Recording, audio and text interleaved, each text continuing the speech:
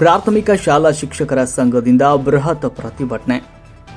ಪ್ರಾಥಮಿಕ ಶಾಲಾ ಶಿಕ್ಷಕರಿಗೆ ತೀವ್ರ ಅನ್ಯಾಯವಾಗಿದೆ ಅಂತ ಇಂಡಿಯಾ ಕ್ಷೇತ್ರ ಶಿಕ್ಷಣಾಧಿಕಾರಿಗಳ ಕಾರ್ಯಾಲಯದ ಮುಂದುಗಡೆ ಪ್ರತಿಭಟನೆಯನ್ನ ನಡೆಸಲಾಯಿತು. ನಂತರ ಮಿನಿ ವಿಧಾನಸೌಧದ ಮುಂದುಗಡೆ ಪ್ರತಿಭಟನೆಯನ್ನ ಮಾಡಲಾಯಿತು.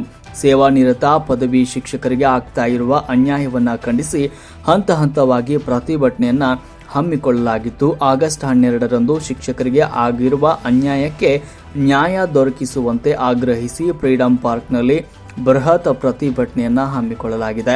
ಪ್ರಾಥಮಿಕ ಶಾಲೆಗಳಲ್ಲಿ ಕಾರ್ಯನಿರ್ವಹಿಸ್ತಾ ಇರುವ ಸೇವಾನಿರತ ಪದವೀಧರ ಶಿಕ್ಷಕರಿಗೆ ಆಗ್ತಾ ಇರುವ ಅನ್ಯಾಯದ ಕುರಿತು ತಾಲೂಕು, ಜಿಲ್ಲೆ, ರಾಜ್ಯ ಹಂತ ಹಂತದಲ್ಲಿ ಸಂಬಂಧಿಸಿದ ಎಲ್ಲರಿಗೂ ಕೂಡ ಸಾಕಷ್ಟು ಬಾರಿ ಮನವಿಯನ್ನ ಮಾಡಿಕೊಂಡಿದ್ರೂ ಸ್ಪಂದಿಸದೇ ಇರೋದ್ರಿಂದ ಬೀದಿಗೆ ಇಳಿಯುವುದು ಅನಿವಾರ್ಯವಾಗಿದೆ ಅಂತ ಸಂದರ್ಭದಲ್ಲಿ ಆಕ್ರೋಶವನ್ನು ವ್ಯಕ್ತಪಡಿಸಿದ್ರು.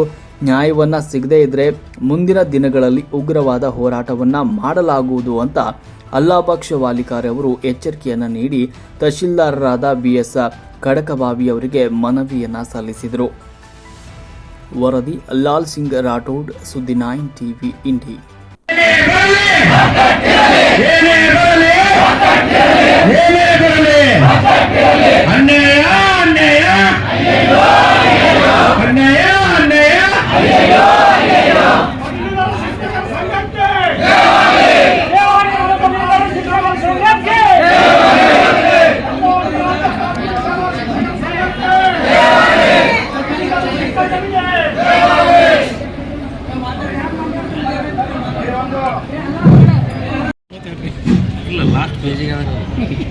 ಎಲ್ಲರಿಗೂ ನಮಸ್ಕಾರಗಳು.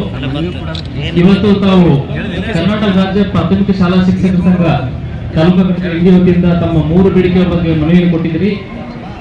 ಈ ಮನವಿಯನ್ನ ನಾವು ಜಿಲ್ಲಾಧಿಕಾರಿ ಮುಖಾಂತರ ಸರ್ಕಾರ ಸಂಸ್ಥೆ ಈ ಸಂದರ್ಭದಲ್ಲಿ ಹೇಳಬಯಸುತ್ತೇನೆ. Thank you.